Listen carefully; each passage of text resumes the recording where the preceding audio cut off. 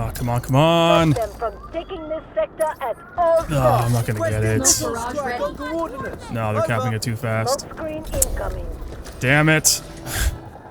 Be advised, the enemy That would have been has epic, though, if I was able to stop that. Retreat There it is into going the out. next Shit. sector and prepare defenses. Holy sh... Oh. Man, too little, too late, eh? Damn it. Welcome back to another video. Today we're going to be talking about Delta Force yet again. And I've actually been playing quite a bit of the multiplayer in this game.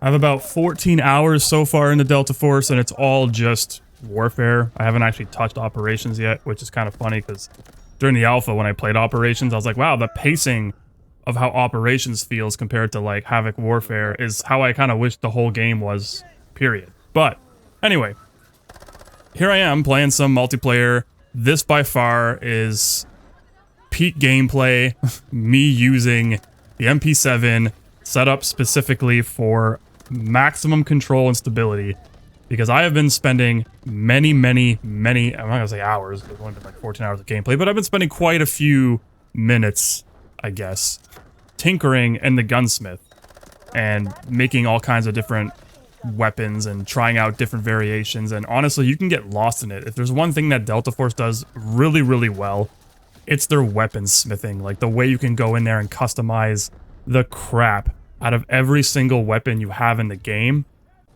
And not only just put on attachments, you can calibrate every single attachment. Most of them. I'm not gonna say every single one, but most of them, like pistol grips. You know, you got your stocks you can adjust. You can even adjust your barrel.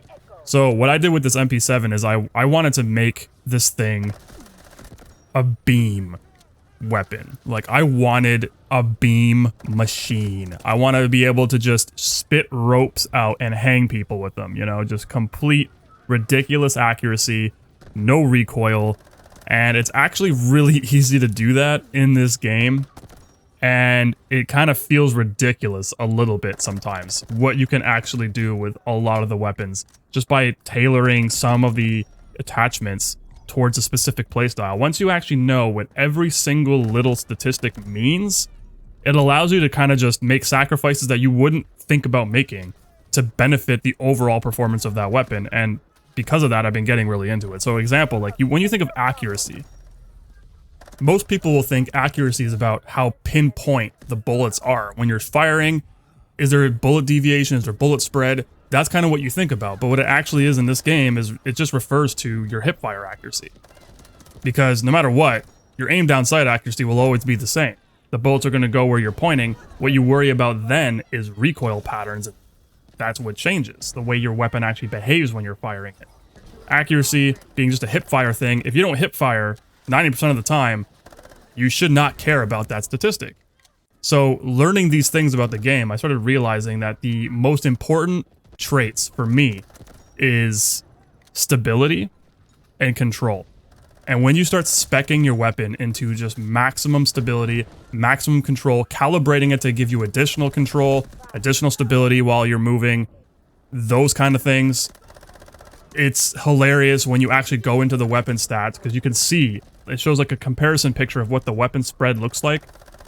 If you go into the details of the weapon, you click on control, you'll actually see like the pattern that the weapon makes by default, and then the pattern that your weapon makes when you customize it. And when you throw on things with like vertical recoil control, vertical stability, just by the muzzle attachment, or horizontal, you have to play around with it. You have to find what works, and you test it out in the gun range, and you end up finding what is like the perfect weapon for your playstyle, and then you can just melt faces with it, and it actually makes the game fun if you're into this kind of shooter, because obviously this is not like a tactical or milsim based game. Operations is more leaning into the tactical shooter realm just by the way it plays, because they're obviously trying to go for like a Tarkov-like experience.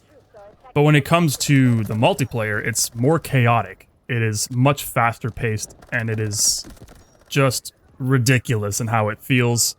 Not in a bad way, I just mean like it is just, like I said, chaotic and crazy and fast paced. Which, feels more along the lines of something like Call of Duty, or maybe even, honestly, it's like a weird balance of Battlefield, because I went back and played Battlefield 2042 just to kind of compare the two, right? And playing Battlefield 2042, although it is fast-paced, it actually feels slower by comparison. Now, you can do all the same things you can do in this game, but there's no leaning, which allows for, like, less positioning and getting those nice angles that Delta Force lets you do. But aside from that, there's this weird sense of, like, progression that you get in a match in Battlefield. The idea that you can push forward to an objective, you can take ground. That feeling doesn't really exist in this game just because it is over-the-top action all the time, being spotted through walls, like, everyone knows where you are, dying left and right, you're intermingling with all the enemies, like, people are, like, the lines are blurred. Where in Battlefield, it can feel like there's a front line that you're trying to breach through. In this game, that doesn't really exist. It does and it doesn't. It depends on the map, actually. Each map kind of has a different feel for it, especially with the game mode that you're playing. So, yeah, it's not terrible, but, you know, create a beam machine and you'll have a little bit more fun. So I'm going to leave the rest of the gameplay out, unedited, just pure from this point on to the end of the match, which is easily one of the best matches I've ever had. And I'll let you guys, if you're interested in seeing it, go ahead and watch me slay everything. I think I get 103 kills by the end of this game. Just defending the objective almost single-handedly at times. With this MP7, it's crazy. So thank you guys for watching. I'll see you on the next one.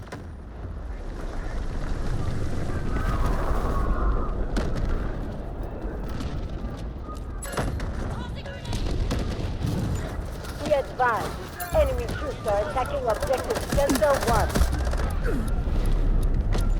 Smoke screen incoming.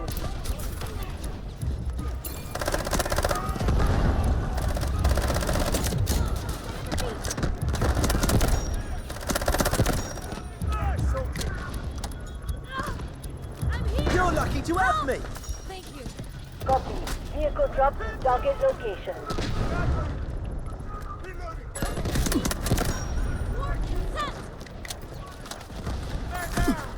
Smoke screen incoming.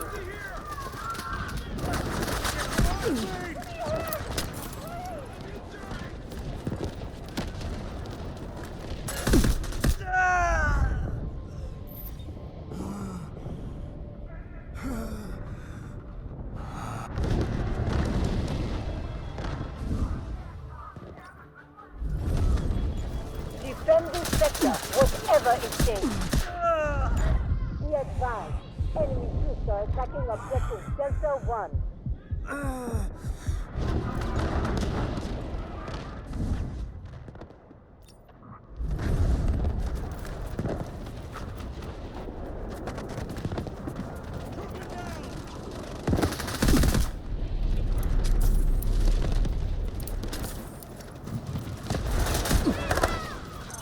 The enemy has taken objective Delta 1.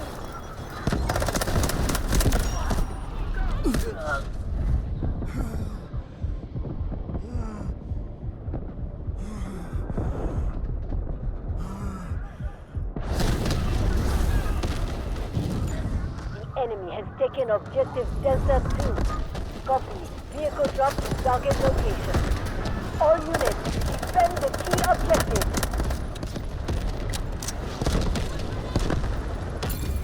You've looked better, mate. Almost.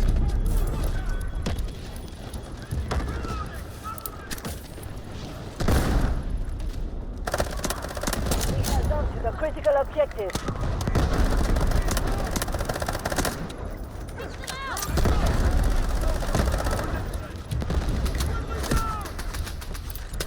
Smoke screen incoming.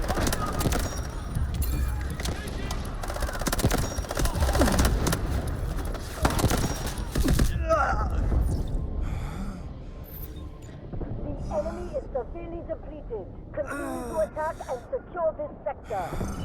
We're over the halfway mark. Stay sharp and keep moving. Defend this sector, whatever it takes.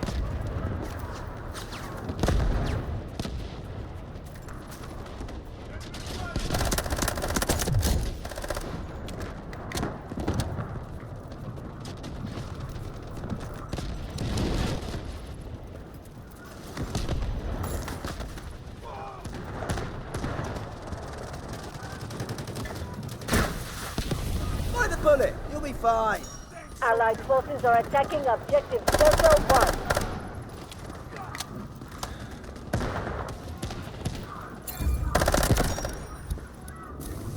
I'm here for you.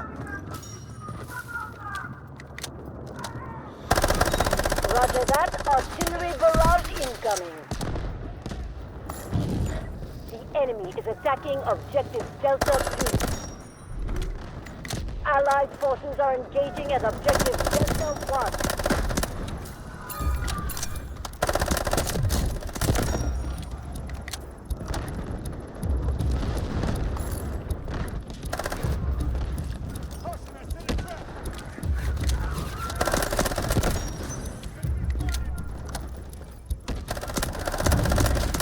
Enemy is attacking objective Delta 2.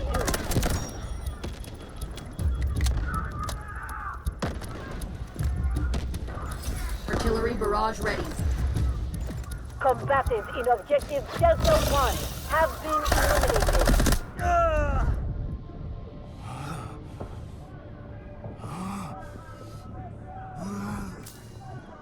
Medic! Over here!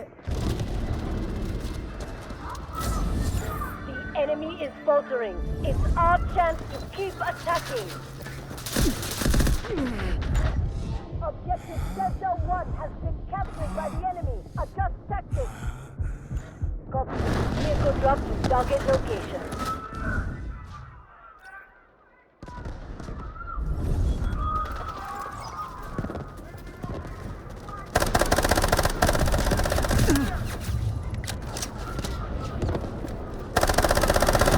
Guided missiles launched.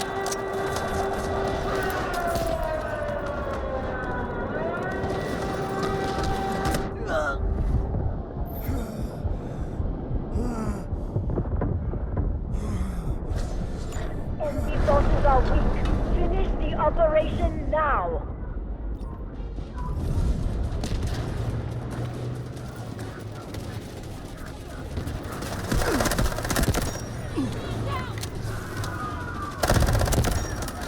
Beacon ready to deploy. Guided missiles launched. Strategic beacon deployed.